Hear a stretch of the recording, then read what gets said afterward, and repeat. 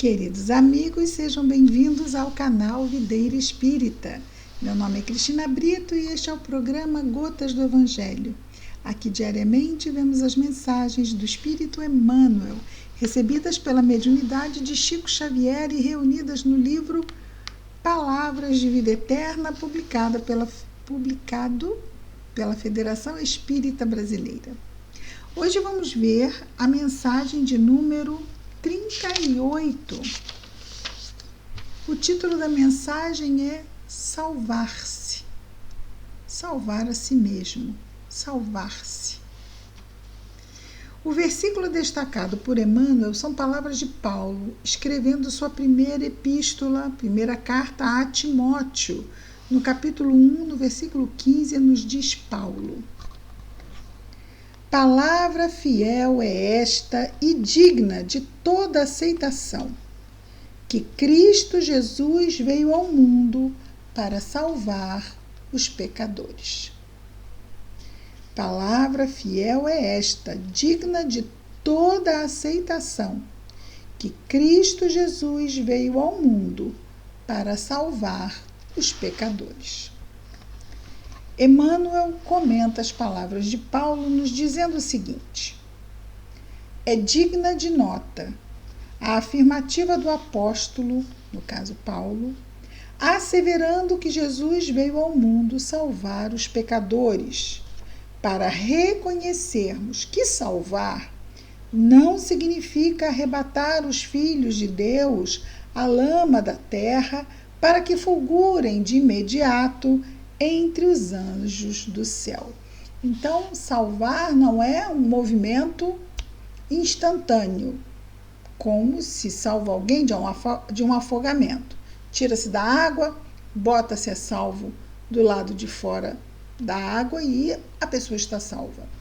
Essa salvação moral de sairmos das trevas da imperfeição e das sombras da imperfeição para a luz do exercício e da prática, da vivência das leis de Deus, esse é um processo longo.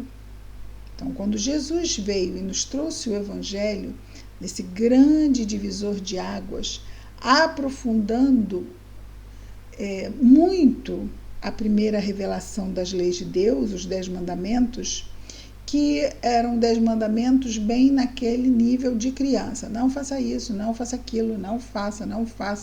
Jesus já aprofunda, embora aprofunde de uma forma muito alegórica, principalmente quando fala ao povo. E nos identificamos muito, não é? Talvez agora já tenhamos condições de entender melhor até o que ele falava aos apóstolos. Hoje nós temos a doutrina espírita nos clarificando o entendimento com relação às falas de Jesus, colocando em pauta a reencarnação, colocando em pauta que ele fala a espíritos imortais e não encarnados passando temporariamente mais uma vez pela carne. Então, entendendo vários destes fatores, nós vamos amadurecendo o nosso entendimento, entre muitas outras coisas, da questão do salvar. Continua Emmanuel dizendo: assinalemos que logo após a passagem do Senhor entre as criaturas, a fisionomia íntima dos homens, de modo geral, era a mesma do tempo que lhe antecedera a vinda gloriosa.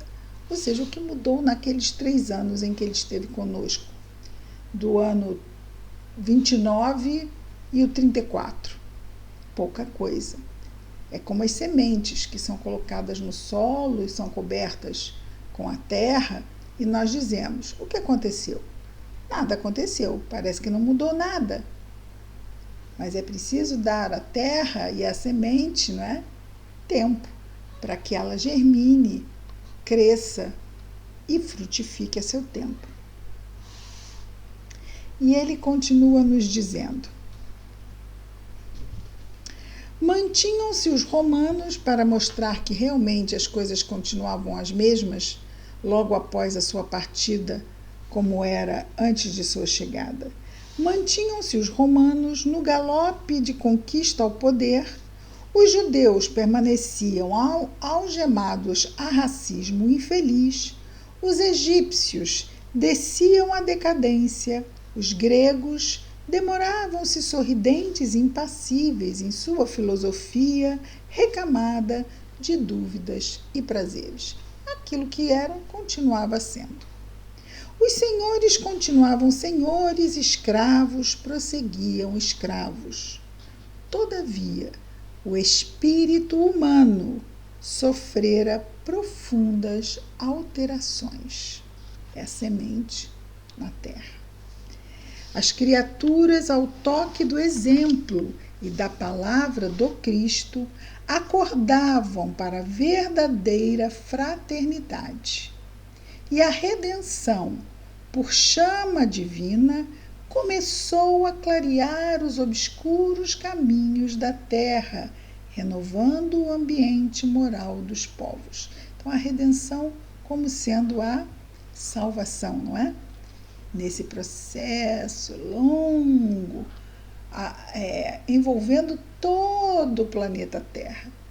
Não esquecendo que nesses 2000 anos, nós reencarnamos em vários povos, em várias partes do globo. Então, as sementes, elas são plantadas e vão dando também e amadurecendo e crescendo nesse caminhar que foi sendo feito por todo o globo, onde todos os povos puderam, então, aurir dessas mensagens que foram sendo assimiladas nos nossos corações. Emmanuel continua: salvar-se, pois, não será subir ao céu com as sandálias do favoritismo religioso, ou seja, só vai aquele porque ele está com o verdadeiro Deus. Não, aquele que está com o verdadeiro Deus. O salvar-se não é aceitar uma legenda, é transformar-se a si mesmo num ser bom, eliminando de nossos corações a imperfeição que chamamos de mal. Então, salvar-se não será, pois, subir ao céu com as sandálias do favoritismo religioso, mas sim converter-se ao trabalho incessante do bem, para que o mal se extinga no mundo. Termine, acabe.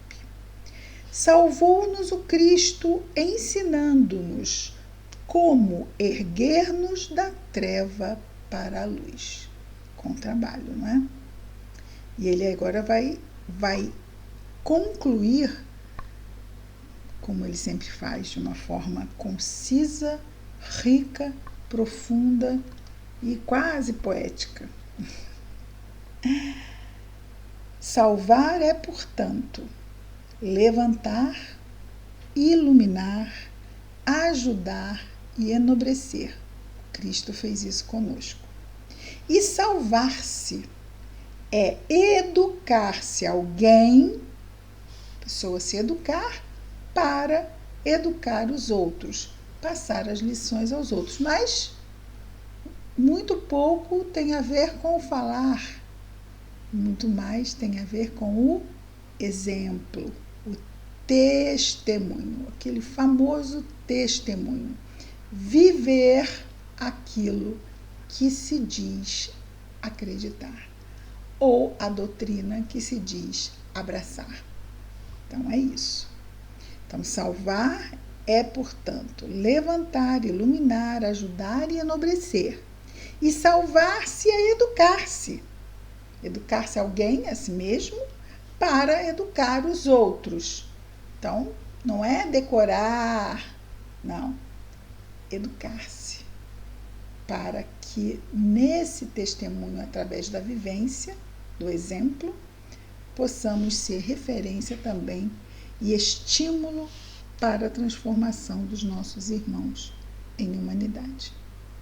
Mas o que nos cabe como obrigação é o que fazemos conosco mesmo.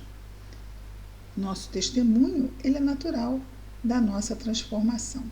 Assim como pessoas transformadas, desde lá, né, na vivência da nossa infância, foram marcantes para a nossa disposição em estarmos trilhando aí os caminhos com Jesus.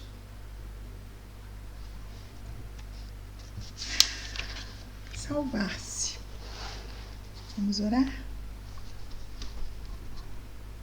Querido Mestre Jesus, obrigado, Senhor, por mais este dia, por mais esse período em que trabalhamos a nossa salvação, nesse contínuo educar-nos. Abençoa, Senhor, os nossos esforços, a nossa vigilância, a nossa lembrança da prece.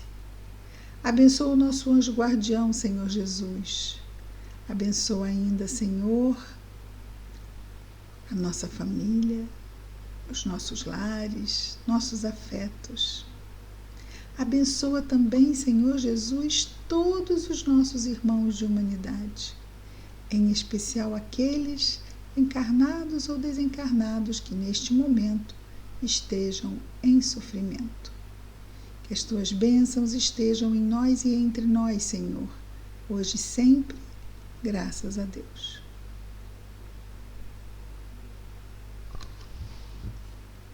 É isso, queridos amigos. Amanhã estaremos de volta com mais um programa Gotas do Evangelho. Muita paz a todos.